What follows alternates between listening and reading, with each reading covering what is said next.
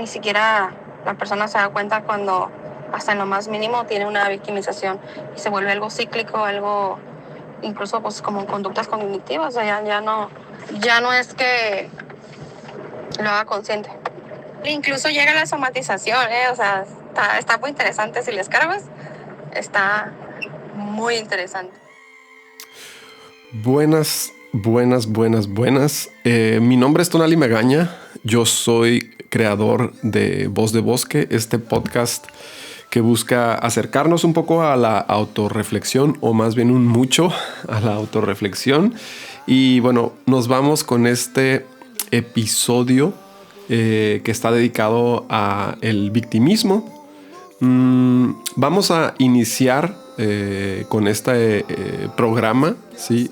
Agradeciendo especialmente pues, a las personas que nos están escuchando y sobre todo a las personas que están sugiriendo temáticas. Este podcast, este capítulo está básicamente basado en una temática que por ahí nos compartieron y nos hicieron el grandísimo favor de pedirnos que habláramos sobre este tema, que es la victimez, el victimismo, ¿no? El hecho de ser, considerarnos víctimas cuando realmente tal vez no hay una cuestión que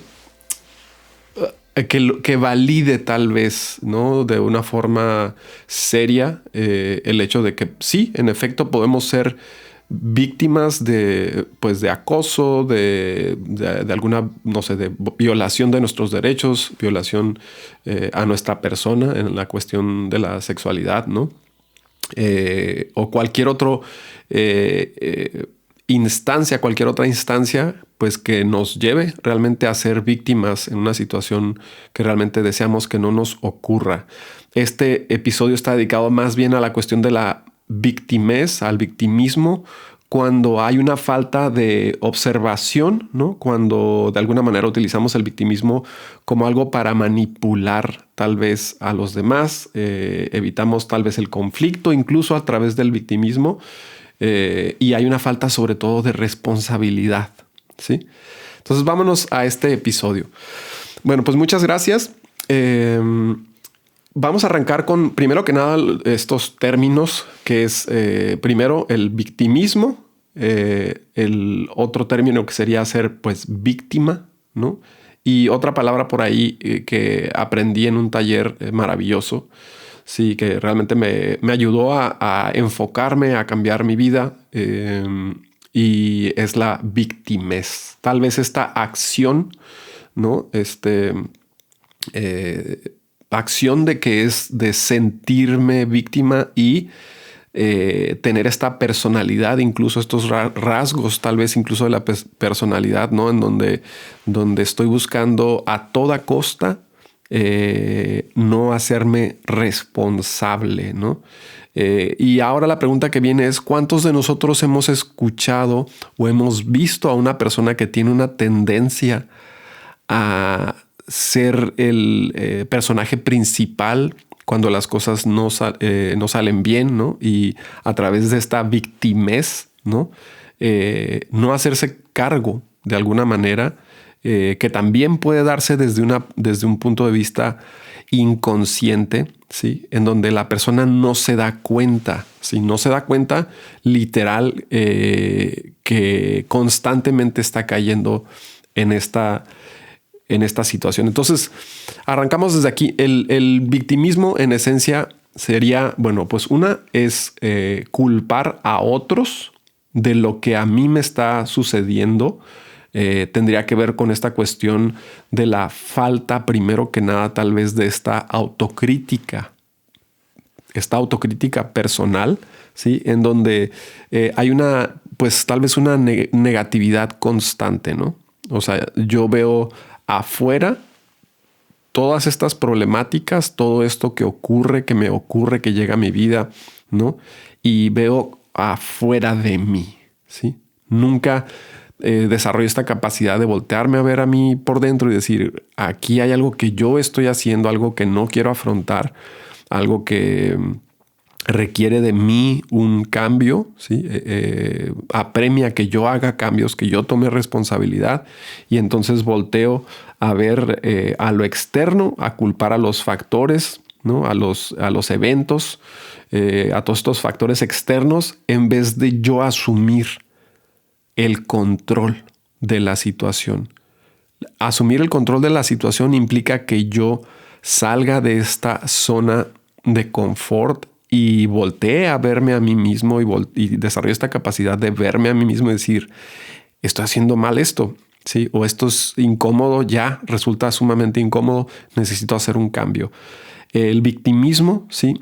Es básicamente esto que llamaríamos dentro de la psicología como el locus de control externo. O sea, todo aquello en mi vida que es externo a mí me consume, me controla, me quita el poder, incluso me quita la capacidad de resolver, me quita la responsabilidad incluso. Entonces, la victimez desde ahí, o el victimismo, ¿sí?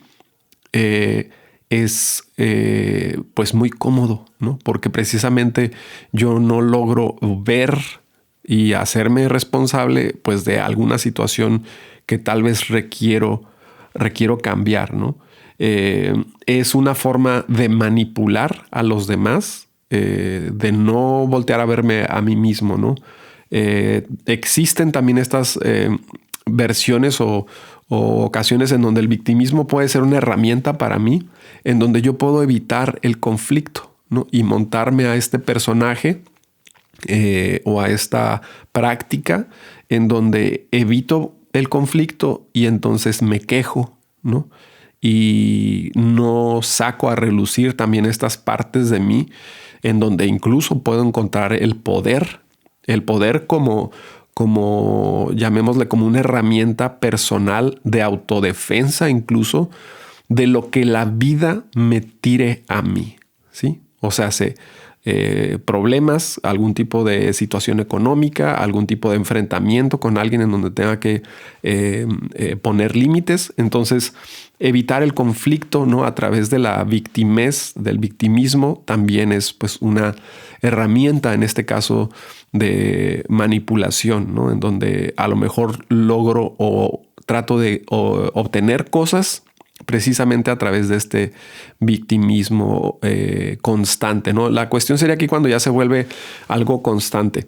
Ahora, surge una duda aquí que es que si el victimismo puede considerarse como un trastorno. No, realmente el victimismo no es un trastorno psicológico, pero puede estar relacionado con algunos cuadros clínicos, ¿no? Como cuál, por ejemplo, el trastorno de la personalidad dependiente, ¿no? Personas que se ven a sí mismas como indefensas, ¿no? Y siempre necesitan apoyo de alguien, siempre necesitan que les asistamos, que les ayudemos, que solucionemos sus problemas. Eso sí es un trastorno, el TDP, trastorno de la personalidad dependiente, y no es precisamente victimismo, ¿sí? Es ya cuando tenemos un cuadro clínico en donde realmente una persona se ve a sí misma como indefensa, ¿sí? Otro trastorno, ¿sí? Ligado tal vez un poquito al victimismo, sería el trastorno de la personalidad límite, ¿sí? O TPL, ¿sí? Que presenta una narrativa, pues tal vez en este sentido victimista, ¿sí? En razón de su inestabilidad emocional, ¿sí? Es una persona que puede estar inestable emocionalmente, que pueda incluso tener estos cuadros de arranques, ¿no? Y su narrativa va a ser es que él es una víctima, él o ella es una víctima de esa estabilidad emocional, ¿sí? Entonces no se va a hacer responsable tal vez de esta falta de manejo de emociones, esta falta de manejo a lo mejor incluso de aprendizaje de inteligencia emocional, y ahí tendríamos lo que sería el trastorno de la personalidad límite, ¿no? Otra situación en donde pudiera verse incluso el victimismo, ¿sí?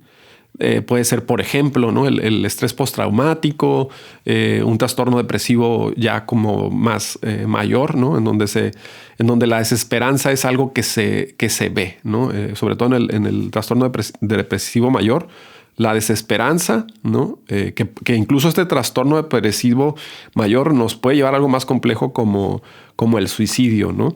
En este cuadro clínico que sería el trastorno depresivo mayor, ¿sí? La desesperanza y esta negación, esta visión negativa del mundo, ¿sí?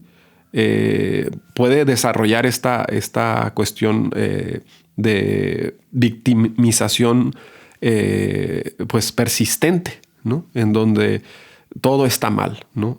Incluso puede ser que todo esté tan mal que no vale la pena vivir. Hay una diferencia ahí, sí, que es que las personas que normalmente ya están en un cuadro depresivo mayor, sí, y están considerando el suicidio, tal vez muchas veces puede ser que estas personas ni siquiera avisen, ¿sí? Que van a cometer un acto como esto, ¿no? Pero regresando a la cuestión de la victimización, ¿sí? Estos trastornos están ligados, ¿sí? No a lo que es el victimismo, ¿no? En esencia, no es, ¿sí? El victimismo no es un trastorno psicológico. Entonces, esto es algo que hay que saber y algo hay que saber separar, encontrar, ¿no? Y observar claramente en una persona que tiene estas tendencias o rasgos de victimismo, ¿no? Saber que no es un trastorno, no es una cuestión clínica, psicológica o psiquiátrica, ¿sí? Pero puede estar ligado a otros trastornos, ¿no? Y es sobre todo importante saberlo más que diagnosticar, porque todos estos trastornos requieren de un examen en donde literal vamos al terapeuta, al psicólogo, ¿no? Y él pues tiene la facultad de hacernos estos exámenes, ¿no? Y de ubicar si tenemos un trastorno a nivel clínico, ¿no? Entonces esto es súper interesante como saberlo, ¿no? Existe en esta visión algo que se llama, en esta visión de la víctima, no alguien que ha sufrido literalmente algo que lo convierte en una víctima, ¿no? Sino esta personalidad que tiende a tener estas tendencias victimistas, ¿no? Otra forma en que tal vez la victimez, el victimismo, se puede manifestar en nosotros, ¿sí? O en los demás, tal vez en mi pareja, en alguien de mi familia, ¿no? Es que probablemente puede ser también un modelo parental. ¿Esto qué quiere decir? Quiere decir que probablemente esta persona observó mientras crecía, ¿sí? Un modelo de padres en donde estos cuidadores o los padres pues constantemente se presentan como víctimas, ¿no? No hay, incluso puede ser que no haya responsabilidad, no se hagan los padres responsables de a lo mejor de su propio cuidado como adultos, ¿no? Que no puedan resolver problemas, ¿no? Y tenemos estas situaciones en donde vemos a hijos crecer. Por ejemplo, hace mucho tiempo, tal vez tendría yo unos 18 años y recuerdo esta experiencia, ¿no? En donde viajé a una ciudad hacia el sur del país, ¿no? Y fui a visitar fuimos con un grupo de amigos, de hecho, a visitar una de las casas de nuestros amigos, ¿no? Y cuando estaba en la universidad, ¿no? Y pasó algo muy curioso, que fue que nos iban a dar posada en una casa, ¿sí? Y llegamos a la casa de nuestro amigo, ¿sí? Éramos un grupo tal vez de 7, 10 chicos, ¿no? Que estábamos como en este spring break, ¿no? Estas vacaciones de Semana Santa, ¿no? Y decidimos ir a la playa, al Caribe, ¿no? Entonces, pues en estas dinámicas que se dan entre los jóvenes, hey, pues nos quedamos en tu casa, en la mía, ¿no? Y ahí vamos todos y acampamos en la casa de algunos amigos, nos quedamos en casa de otros amigos, ahí anduvimos como gitanos, ¿no? En los patios de las amistades, ¿no? Pero sobre todo el primer día fue muy interesante porque llegamos a la casa de nuestro amigo, su padre era alcohólico, sí, y al llegar había un desayuno puesto en la mesa. Era una ciudad con mucho calor, como lo es el Caribe, ¿no? Y pues la comida se veía como que llevaba 1 o 2 días puesta sobre la mesa, era un desayuno, ¿no? Y pues había una que otra mosquita por ahí, ¿no? Que era como pues ver que era fácil darse cuenta que la comida se estaba echando a perder, ¿no? Y fue un cuadro como fuerte, ¿no? Ver a nuestro compañero como llegar a casa después del semestre, ¿no? Volver a las vacaciones y regresar a su casa, ¿no? Y ver ese cuadro, ¿no? Que nunca se me va a olvidar, ¿no? Y verlo a él cómo se sacaba de onda porque estaba viendo esa pintura literal en su casa, ¿no? Y en eso aparecía el padre de este compañero llorando, ¿sí? En un estado de ebriedad, ¿no? Muy doloroso, ¿no? Como verlo también sacados un poco de onda, ¿no? Y ver a su padre romperse enfrente de él.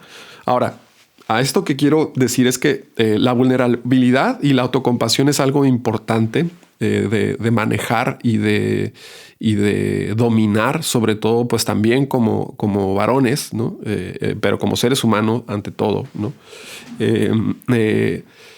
Y creo que la vulnerabilidad es algo que debemos de aprender a mostrar más, sobre todo como hombres, ¿no? Pero aquí había un contexto que era obviamente marcado por el consumo del alcohol, ¿no? Y salió este papá, este compañero, ¿no? Y empezó a llorar, a decir que había estado esperando al hijo, no estaba muy claro, al parecer, cuándo íbamos a llegar, ¿no? Entonces fue muy duro, ¿no? Como creo que para nuestro compañero ver a su padre en un estado de ebriedad. Él ya sabía que su papá era alcohólico. Muchos de nosotros ya sabíamos, pero fue muy fuerte, ¿no? Como ver esta situación. Y ahí precisamente en este cuadro en donde sale el padre, ¿no? Era la tendencia de este personaje, ¿no? A manejarse como víctima, ¿no? En este caso con el uso de sustancias, en este caso el alcohol, ¿no? Que lo platicamos el podcast pasado, el trastornos de uso de sustancias, ¿no? En donde afectamos a la vida de otra persona, al bienestar de otras personas, ya no nada más al nuestro, ¿no? Entonces se le sumaba la complejidad en donde había este victimismo, ¿no? Y el trastorno de uso de sustancias. Y era ver al papá llorar enfrente de su hijo, ¿no? Y de todos sus amigos, ¿no? Y decir, es que yo pensé que ibas a llegar un día antes o después, ¿no? Entonces te preparé este desayuno, ¿no? Y fue muy doloroso realmente ver al papá en esta situación, ¿no? Y como tanto tenemos un cuadro que es el uso de sustancias, ¿sí? En este caso el alcohol, ¿sí? Ya en sí, a nivel terapéutico, tenemos esta cuestión donde tendríamos que trabajar con esta persona que en efecto tiene el trastorno de uso de sustancias, ¿no? A nivel no medio ni moderado, sino ya pues más complejo, ¿no? Y tenemos también la cuestión del victimismo, ¿no? Que es que esta persona pues se hace pasar por la víctima o se considera a sí misma una víctima, ¿no? Entonces es complejo, ¿no? Cómo hay que tratar este tipo de cuadros, ¿no? Y nuestro compañero no hizo nada más que pues sacarse de onda muy fuerte, tal vez incluso, como decimos, ¿no? Agüitarse, ¿no?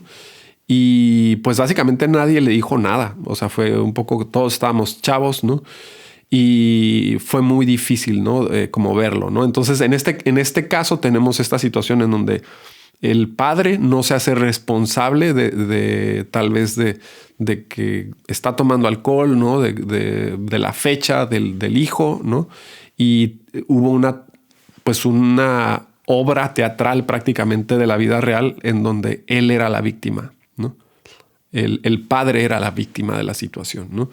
Entonces, básicamente ahí lo que podemos ver esta forma de falta de responsabilidad y tal vez incluso manipular la situación para decir, por eso ahora estoy tomando, ¿no? Me puse triste porque no llegaste y ahora estoy tomando, ¿no? Entonces, regresando un poco a esto, ¿no? Tenemos un modelo parental, ¿sí? En donde, pues, tal vez, ¿no? Tenemos a una figura, a padre cuidador, ¿no? Y este padre transmite a los hijos, puede transmitir a los hijos, ¿no? Pues que el mundo es injusto, que no tiene incluso ni control sobre su propia vida, ¿no? Y esto es fuerte de asumir también nosotros para los que somos padres, ¿no? Porque a veces tenemos diferentes vicisitudes, cuestiones en la vida como la política, como la economía, como la falta de trabajo, ¿no? Y podemos caer en esta cuestión de victimizarnos, ¿no? De forma consciente o de forma inconsciente. Entonces los hijos aprenden este modelo y van a probablemente pues a desarrollar incluso este victimismo, ¿no? A través del modelo parental. Otra forma puede ser, por ejemplo, a través de la sobreprotección, ¿no? Si los padres tienen esta tendencia, que le llamamos mamás o papás helicóptero, se da más con las mamás, ¿no? La sobreprotección, ¿no? Estas mamás helicóptero, que es la mamá que está todo el tiempo pendiente del hijo y de la hija, que no se vaya a golpear, que no sé cuál, que se ponga las rodilleras, el casco y el chaleco antibalas, ¿no? Porque es pobrecito de mi hijo, si se cae, no sé qué voy a hacer con él, ¿no? Y lo tengo que llevar al doctor y no quiero que le pase nada y todas estas cuestiones, ¿no? Entonces, la sobreprotección, en este caso, puede desarrollar a que los hijos se consideren víctimas, por ejemplo, cuando se caen, ¿no? Cuando se raspan un poquito la rodilla, ¿no? Y si los padres, en esencia se va a dar, si los padres sobreprotegen o protegen excesivamente al niño, pues le van a impedir, ¿sí? A enfrentarse a las dificultades que tiene la vida, que tiene también ser niño. Como lo hablábamos en el podcast anterior, ¿no? Con nuestra amiga Michelle, psicóloga, decía que siempre estamos viviendo un duelo, ¿no? Siempre estamos duelando, siempre los niños, por ejemplo, siempre están dejando de ser niños, luego dejan de ser niños y pasan a ser adolescentes, pasan de ser adolescentes a ser adultos y siempre estamos viviendo un duelo, ¿no? Entonces, impedirles a los hijos o cuidar excesivamente a los hijos puede generar en ellos esta cuestión de victimización o victimez, ¿no? Incluso los hijos tienden a manipular a los padres a través de esta manipulación. Y creo que nosotros como padres, si no desarrollamos esa habilidad, pues de ver a los hijos, ¿no? Y poder observar y decir, pues estoy creando un pequeño monstruo, ¿no? Porque lo estoy sobreprotegiendo, realmente pues le estoy haciendo más daño, ¿no? Entonces, regresando a esta pregunta, ¿no? ¿Cómo es que se aprende esto? Pues se puede aprender también desde esta perspectiva de la sobreprotección en la infancia, ¿no? La otra puede ser, pues también un factor que es muy, muy visible también en la sociedad, ¿no? Que es la falta de la validación emocional. Y aquí es muy duro también, sí, porque esto nos lleva incluso a cuestiones de carácter, ¿no? Es que tú tienes un carácter de esta forma, es que tú siempre te enojas, es que no sé cuál, no sé qué, ¿no? Y nosotros como padres, sí, o como amigos incluso, podemos no validar las emociones de nuestros amigos, de nuestros hermanos, nuestros hijos, o nuestros padres cuando ya son mayores, adultos mayores, ¿no? No validar estas emociones, ¿sí? Y pues tal vez lo que pueda pasar es que esta personita, ¿sí? Decide convertirse en una víctima, ¿sí? Moverse desde este plano de victimización para tener un poco de empatía, para tener un poco de compasión del ser amado, ¿no? Entonces, también se da esta cuestión de manipulación. Si hablamos de los niños, por ejemplo, un niño puede a lo mejor solo recibir atención cuando está sufriendo, cuando está enfermo, ¿no?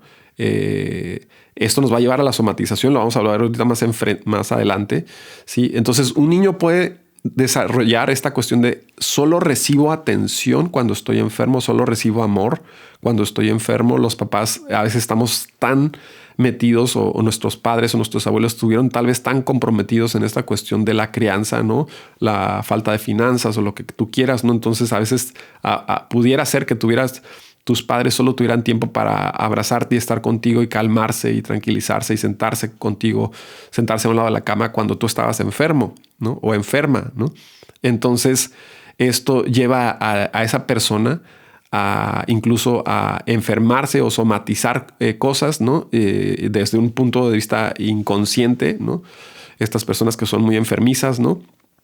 Y es porque tal vez no hubo y no hay este acercamiento, esta validación emocional a lo que requiere un niño, ¿no? A lo que pueda requerir un niño. Y entonces vienen estas cuestiones a nivel somático después a mostrarse cuando somos más adultos, ¿no? Entonces la victimización también tiene que ver hasta cierto punto con esta cuestión de validación emocional. Un niño puede aprender a victimizarse como una estrategia para obtener reconocimiento. ¿Cuántas veces vemos esto, por ejemplo, en los posts de Facebook, ¿no? En donde tenemos a alguien hablando de su corazón roto, hablando de que le pusieron los cuernos o toda esta cuestión, ¿no? Porque pues tal vez no hay una persona, tal vez este individuo que postea en Facebook su situación sentimental, ¿no? No tiene alguien que lo escuche, no tiene alguien que valide sus emociones, ¿no? Entonces esto es muy interesante ver ese discurso que nosotros podemos llegar a observar y también, ¿por qué no tener nosotros mismos este discurso de que todo me sale mal, de que nadie me quiere, de que me hicieron esto o me hicieron aquello, ¿no? Es también puede darse esta cuestión de falta de validación emocional. Entonces de ahí también nuestra responsabilidad como padres, como amigos, como sociedad, de aprender a madurar, ¿sí? Y escuchar cuando alguien necesita ser escuchado, ¿sí? Lo otro que podemos también observar en la cuestión de la victimización pueden ser experiencias pues reales, ya más bien en este caso reales de abuso o injusticia, ¿sí? En donde en efecto un niño o una mujer ha vivido un abuso, ¿no? Y esto lo vemos en el 8M, por ejemplo, ¿no? En donde hay mujeres haciendo consignas de abusos 100% reales, ¿no? Y hay una negligencia política, gubernamental, social, ¿no? Una falta también tal vez de compasión o de interés a nivel social por nosotros, ¿no? Lo podemos ver también a lo mejor a través de un sistema corrupto, ¿no? En donde ha habido un maltrato y negligencia hacia el abuso que ha vivido una persona, ¿sí? Y esta persona, en vez de enojarse y buscar ser escuchada y defenderse, puede, y esto lo digo con mucha tristeza, ¿sí? En este sentido, puede llegar incluso a mantenerse en este estado de víctima, ¿sí? En donde ya no tiene fe, ¿sí? Y va a ser una persona que probablemente va a ser abusada nuevamente, ¿sí? Porque no puede salir, no puede desarrollar esta valentía a lo mejor, ¿sí? En donde sabe que vivimos en un sistema como el que vivimos, ¿no? No me quiero meter mucho a este tema político, pero digamos en donde pues lo único que puedo hacer es desarrollar una mentalidad de víctima, ¿sí? Para poder procesar el trauma, ¿no? A mí me hicieron, a mí me pasó esto, ¿no? Y entonces hay una afección fuerte a la persona, obviamente, en cuanto a varias cuestiones, como pues la valía personal, lo que llego a valer como ser humano, ¿no? Se me escapa la palabra ahorita, pero también a la autoestima, ¿sí? Y que quise decir, ¿no? Entonces, puede ser también esta cuestión en donde, en efecto, una persona sí vivió un abuso o una injusticia. También aquí puede haber algo muy interesante, ¿sí? En donde tenemos estos cuadros que en efecto son personas que vivieron abusos e injusticias y no se han dado a la tarea, sí, porque pueden ser muy traumáticos, sí, no se han dado a la tarea de denunciar o de compartir que fueron abusadas, ¿sí? Que vivieron maltrato, que vivieron negligencia, ¿sí? Entonces esta persona la podemos ver también como, a lo mejor como una víctima, alguien que se está victimizando constantemente porque todavía esta persona no se ha atrevido a hablar sobre lo que le pasó. Debe de haber aquí un proceso de introspección, de asimilación en esta persona, ¿sí? Y ya más pensándolo como un consultante, alguien que asiste a consulta, ¿sí? Un proceso de asimilación. Muchas veces también incluso tenemos estas cuestiones en donde tenemos genuinamente a una víctima que no se acuerda. Puede pasar 15, 20 años y su abuso lo metió de forma inconsciente pues al inconsciente abajo de la alfombra, como decimos aquí, ¿no? Y pues no recuerda, lo bloqueó, ¿no? Y esto sale con el tiempo, ¿no? Entonces tiene que haber este proceso de asimilación en donde un niño, un adulto, se da cuenta que sufrió este abuso, esta negligencia a través de sus padres, ¿no? También cuando hacemos mucho el trabajo de sanación, de terapia, ¿no? Nos podemos dar cuenta cuáles fueron las negligencias que tuvieron nuestros padres con nosotros, nuestros hermanos, nuestros seres queridos que se supone que están ahí para cuidarnos, ¿no? Y las negligencias que se dan o que pudieron haber ocurrido, porque a veces la vida es tan compleja, sí, que podemos llegar a ser negligentes como pareja con nuestro ser amado, con nuestros hijos, con nuestros seres queridos, ¿no? Y eso genera algún tipo de trauma, ¿no? Entonces esto también es importante a nosotros como sociedad observarlo, ¿no? Responsabilizarnos precisamente por lo mismo, porque si no, entonces es muy fácil culpar al otro, ¿no? Culpar a los factores externos en vez de asumir el control. Lo mismo que hablábamos del locus de control externo, vamos a culpar siempre al otro, a la expareja, a la situación económica, toda esta cuestión, porque implica que yo haga un cambio fuerte en mí, en mi estilo de vida, que incluso haga sacrificios, que me levante más temprano, que trabaje más, ¿no? Que aprenda a modular mis emociones, a tener más inteligencia financiera, inteligencia emocional, a hacer un cambio de hábitos, ¿no? Incluso de cómo me alimento, ¿no? Cuánto gasto en mis alimentos, ¿no? Entonces a lo mejor ya no me puedo gastar mi dinero en mi cerveza, ¿no? En mis cervezas, ¿no? Y ahora tengo que hacer esto y gastar en estas otras cuestiones, ¿no? Y eso implica, pues obviamente este sentido, ¿no? De afrontar la responsabilidad personal, ¿no? Fomentar en nosotros primero tal vez esta responsabilidad personal. ¿Qué podemos hacer a lo mejor para evitar a una persona? Discúlpenme que no he comido, entonces estamos aquí. Estos programas realmente se graban con motivación. Es lo que hacemos aquí en Voz de Bosque, ¿no? Buscamos inspiración, motivación y tratamos de traer estos programas precisamente cuando estamos en esta cúspide, que luego hablaremos de esa temática, en esta cúspide de la motivación. La disciplina es lo que muchas veces me va a salir rapidísimo del tema para regresar. La disciplina es lo que hace posible esto.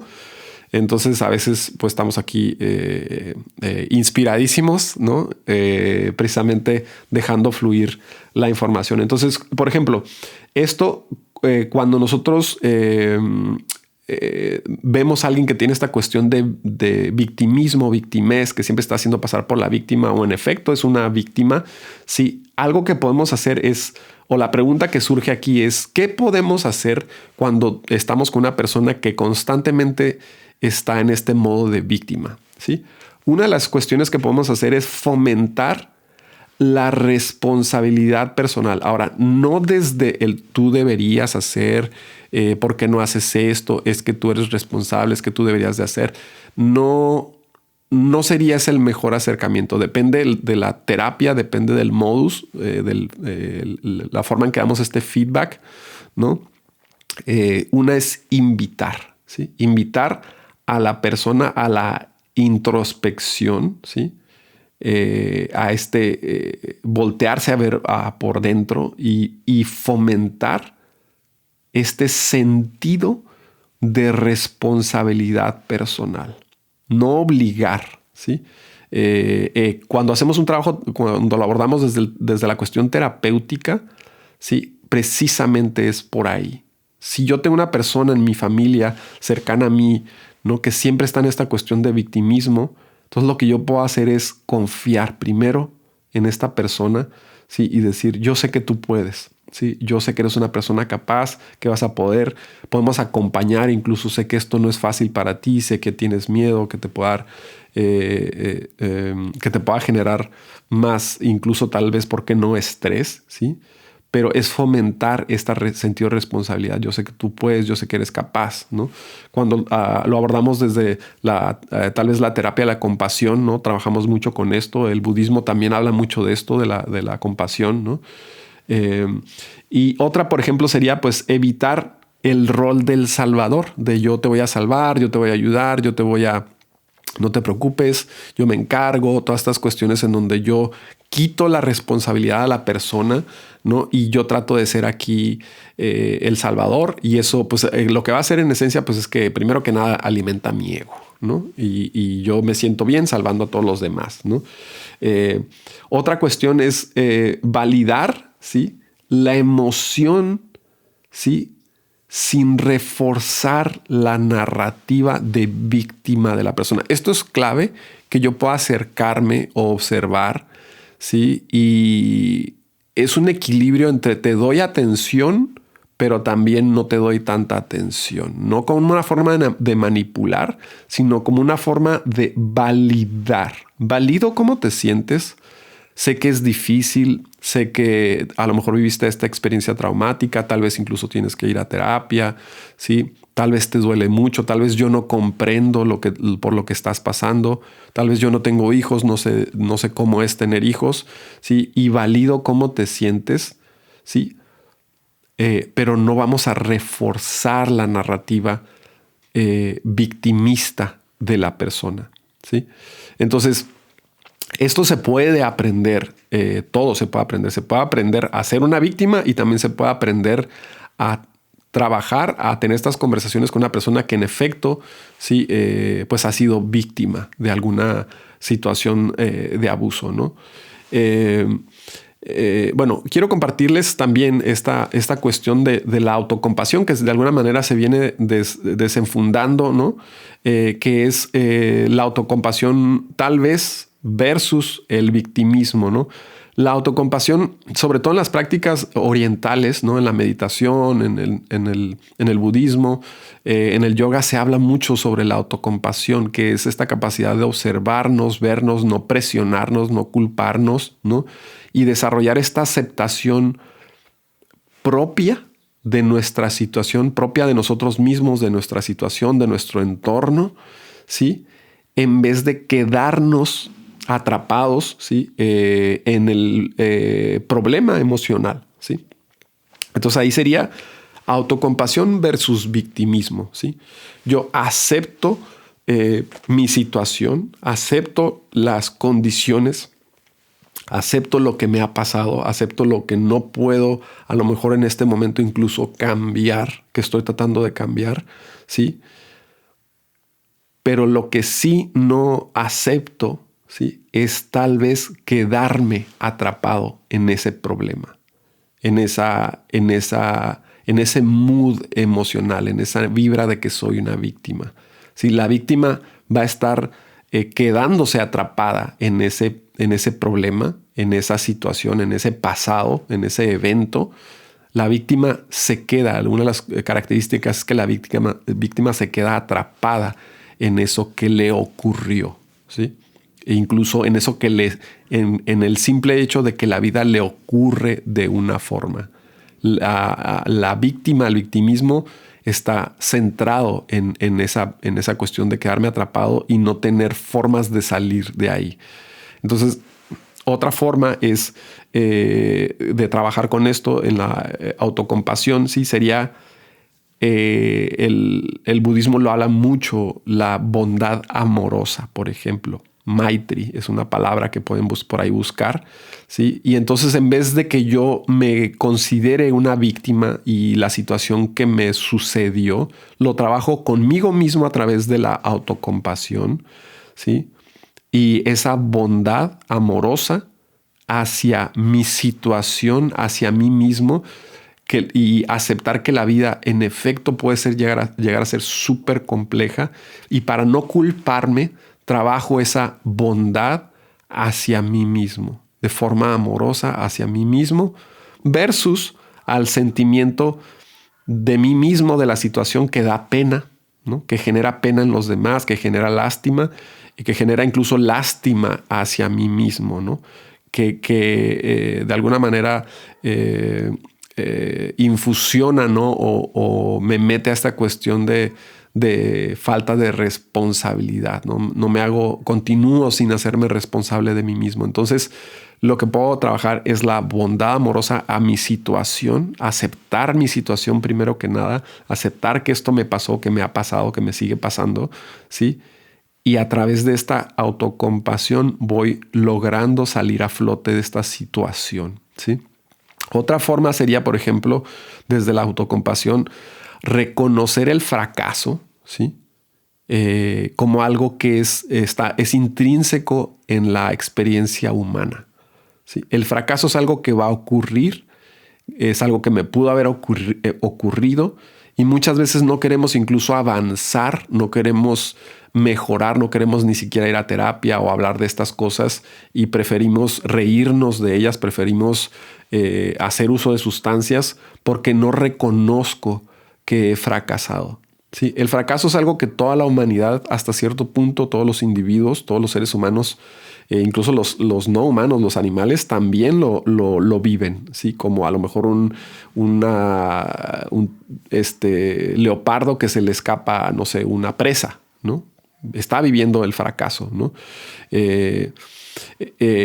La forma en que el victimismo trabaja con esta cuestión del fracaso, sí, es que pues se va a sentir, ¿sí? Esta persona como la única persona que sufre, la única persona a la cual le pasa esto. Es que ¿por qué me pasa esto a mí? ¿Por qué me tenía que pasar esto a mí? ¿Por qué yo? ¿Sí? ¿Por qué en este momento? ¿Sí? La versión autocompasiva en el sentido poderoso es donde yo reconozco que el fracaso es algo natural y algo por lo que voy a pasar. Entonces trabajo es como una terapia precisamente de la aceptación, ¿sí? Y esta aceptación pues incondicional hacia la situación y hacia la situación que he vivido o que estoy viviendo, ¿no? Entonces, otra cosa que tenemos, por ejemplo, es la conciencia plena, que ya esto nos meteríamos en temas de mindfulness, ¿no? Es la conciencia, la capacidad de darme cuenta, ¿sí? Plenamente de aquello que me ha sucedido y no exagerar el problema, no exagerar aquello que me ha sucedido. Verlo precisamente como una experiencia de vida de la cual yo puedo resurgir, ¿sí? Esto es algo que podemos acercar tal vez a una persona que incluso ha sido víctima de estos conceptos, ¿no? A una persona que efectivamente ha sido víctima por abuso o negligencia, ¿sí? También esto me hace pensar, ¿sí? En que nosotros podemos ser víctimas de nosotros mismos cuando no nos hacemos responsables de cambios de hábitos, de cambios de actitudes, ¿no? Yo puedo ser víctima de mí mismo, puedo estar secuestrado por mí mismo, por mi falta de acción, mi falta a lo mejor de toma de conciencia, mi falta de responsabilidad o mi falta de creer en que es posible que yo cambie, ¿no? Entonces también podemos dejar de secuestrarnos a nosotros mismos, dejar ser víctimas de nosotros mismos y aprender que nosotros tenemos todas las herramientas y si no las vamos a aprender, tenemos la capacidad de aprender, ¿sí? Para salir a flote y salir adelante. En esencia, lo primero que se requiere es esta cuestión de la conciencia plena de la situación. O sea, darme cuenta de las circunstancias que ocurrieron, ¿sí? ¿Por qué pasó esto? A lo mejor me puedo preguntar por qué me pasó y empezar a rascar poquito a poquito, ¿sí? Y decir, ok, aquí hay algo que yo puedo aprender, ¿sí? ¿Qué es lo que tengo que aprender de aquí? Entonces comienzo a validar mis emociones, no retomo esta narrativa de que soy la víctima y porque a mí comienzo a evaluar estas circunstancias, ¿no? Y empiezo a voltear hacia mí mismo y ver qué es lo que puedo aprender. Una persona que es víctima, sí, es una persona que niega el autoconocimiento, ¿sí? Que se evita la molestia, porque puede ser molesto, ¿sí? Voltearse a ver a uno mismo. Puede ser molesto autocontemplarse, ¿sí?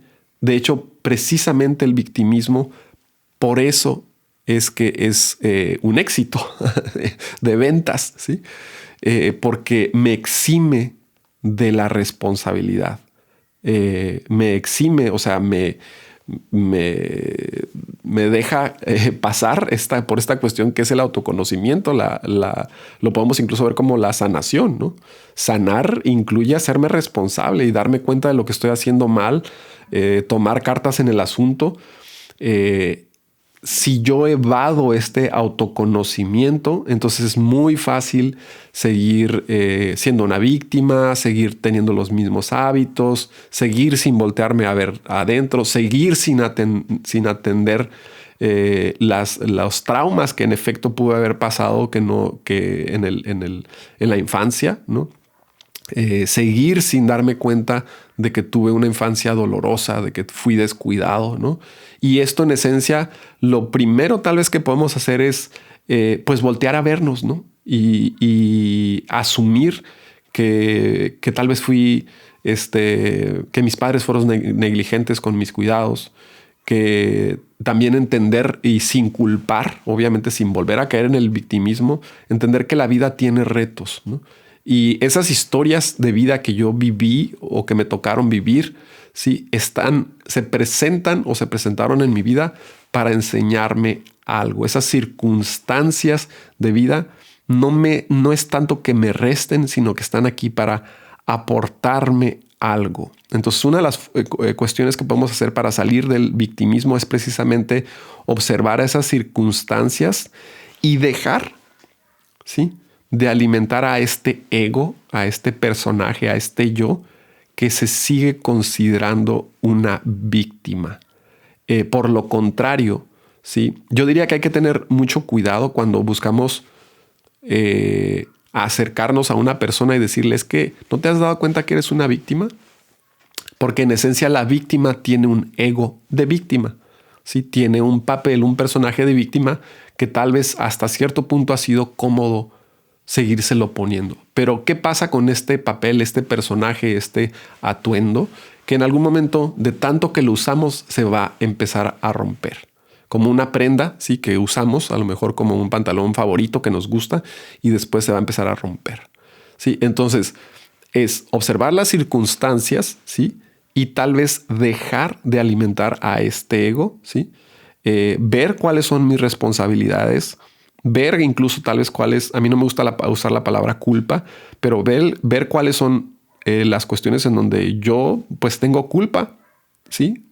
Me siento culpable o soy culpable de actitudes, de faltas de compromiso, de faltas de responsabilidad, de faltas de saber incluso solucionar algo, ¿sí? Y la buena noticia de esto es que todo hay una chica que me encanta cómo lo dice, que es Marie Forleo, y tiene una expresión que dice everything is figure outable, ¿sí? Que quiere decir todo es resolvible. Todo es resolvible, ¿sí? Todo se puede resolver. Entonces, si me siento culpable, si no he tenido las herramientas, si no he sabido cómo, yo puedo acceder a este autoconocimiento y dejar de culpar a los factores externos, ¿sí? Asumir el control, buscar este locus de control externo, buscar este control interno dentro de mí y decir, no me va a volver a suceder esto. Y incluso si me vuelve a suceder, yo tengo el poder de cambiar la situación, cambiar mi vida, ¿sí? El locus de control interno o este ego también que se puede generar bajo control, ¿sí? Este superego tal vez incluso, ¿no? Que se puede mejorar o que puede mejorar nuestra persona, es cuando también nosotros desarrollamos esa capacidad de identificarnos con la posibilidad del cambio, ¿sí? No me quiero extender muchísimo, pero una de las cuestiones que sucede en el victimismo también es la cuestión de la identidad, ¿sí?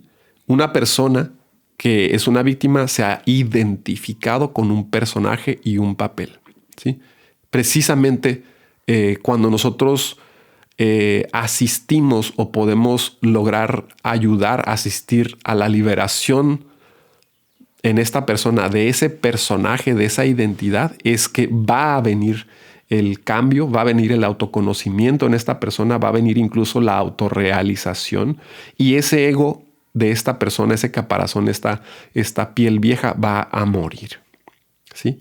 Y entonces esas circunstancias que nos ocurrieron, que nos pasaron, van a quedarse como una semilla para que yo resurja como este fénix, como esta plantita que lleva ahí cocinándose, esta semilla que lleva cocinándose mucho tiempo. Y entonces yo empiezo a asumir estas responsabilidades, busco las formas, las maneras.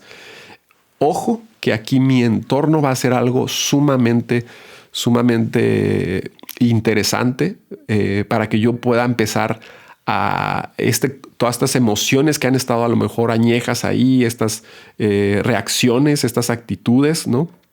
Estas respuestas a las circunstancias que han sido crónicas, ¿no? Yo las pueda literal empezar a cambiar, ¿sí? Entonces, cerrando, ¿sí? Algo que puedo tal vez relacionar también al victimismo, pues es la somatización. ¿Cómo puedo yo atraer a través del victimismo pues cuestiones, ¿no? Como somáticas dolorosas, en donde de forma inconsciente yo atraigo problemáticas, atraigo dolores, atraigo el cuerpo entumido, dolor en los hombros, ¿no?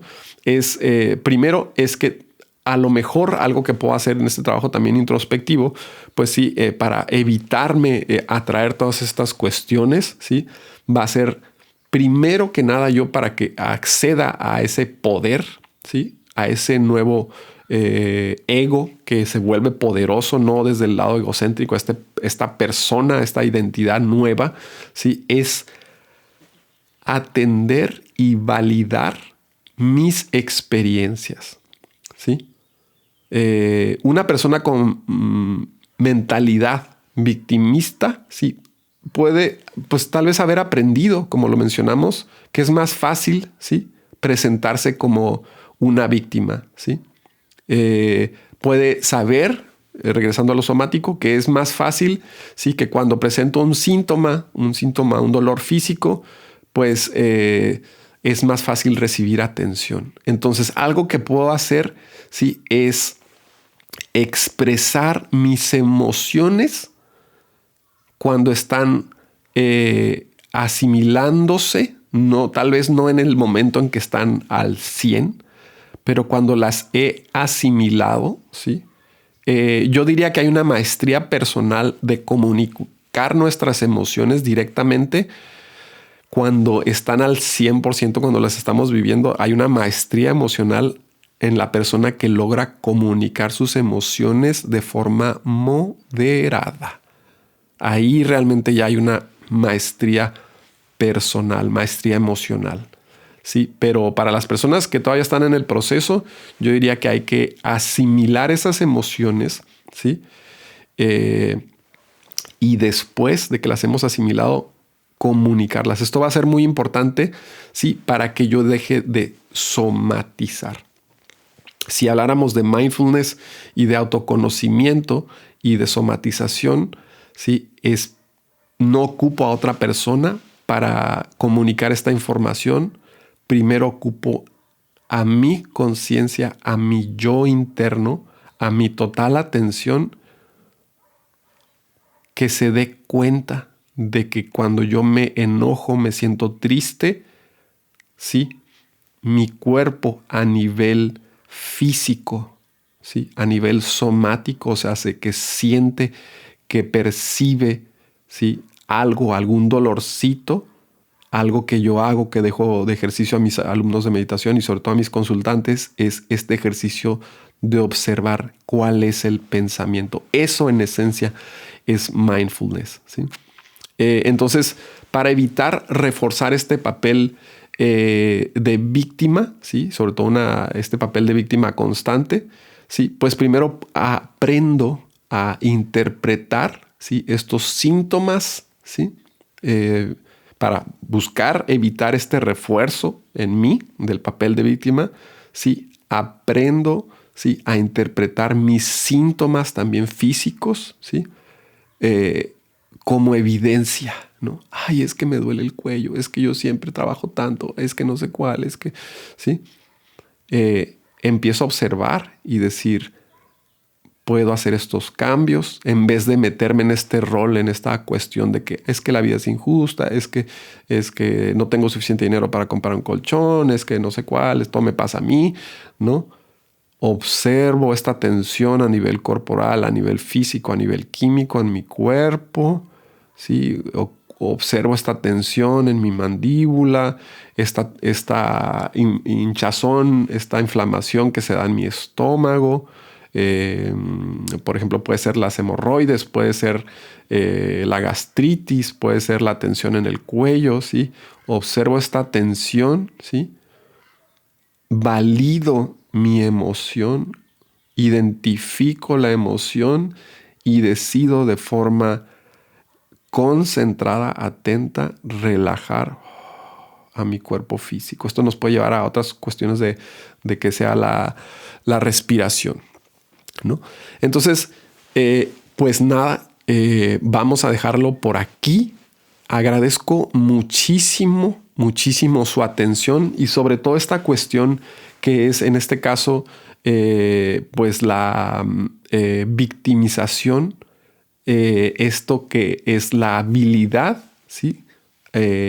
Autoconsciente de forma responsable de empezar a darme cuenta que dentro de mí hay todo este potencial de autoconocimiento cuando yo decido ser responsable, cuando yo decido incluso, ¿sí? Autorrealizarme cuando he sido una persona victimista, ¿sí? Cuando he sido una persona que se victimiza, incluso aunque lo hagamos de forma leve o ligera, aprender a cortar este discurso. ¿Cómo puedo superar el victimismo? A través de prácticas de mindfulness, a través de manejo del estrés, aprender a manejar la ansiedad que me genera esta cuestión de cambio, de cambios que necesito hacer en mi vida, de tomas de responsabilidad, ¿sí? Mindfulness es una herramienta maravillosa que se usa ya en la medicina, a través del ejercicio, por ejemplo, el movimiento, evitar la hiperreflexión, o sea, pensar demasiado, rumiar demasiado las cosas, ¿no? Y sobre todo a través de un cambio de narrativa. Esto es Voz de Bosque. Les mando un fuerte abrazo y nos vemos a la próxima. Todo va a estar